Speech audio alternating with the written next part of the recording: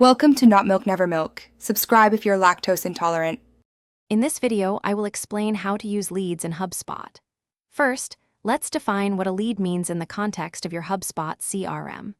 A lead is essentially a potential customer who has shown some interest in your product or service. HubSpot helps you categorize and track these individuals from their very first interaction.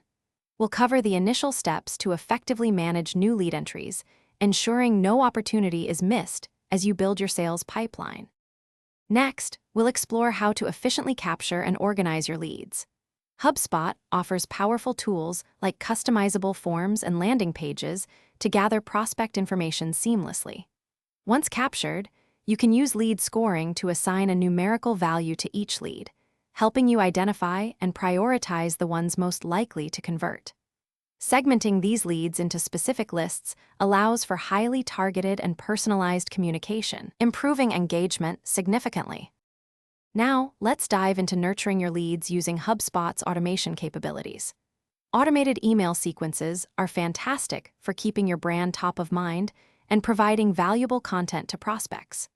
Workflows can automate various tasks, from assigning leads to sales representatives to triggering personalized follow-up actions.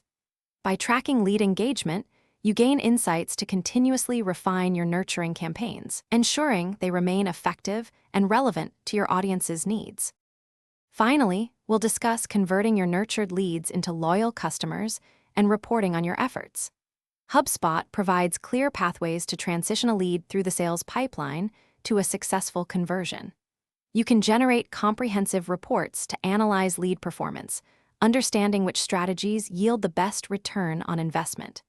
Use these valuable data insights to continuously optimize your lead management strategy, driving consistent growth for your business.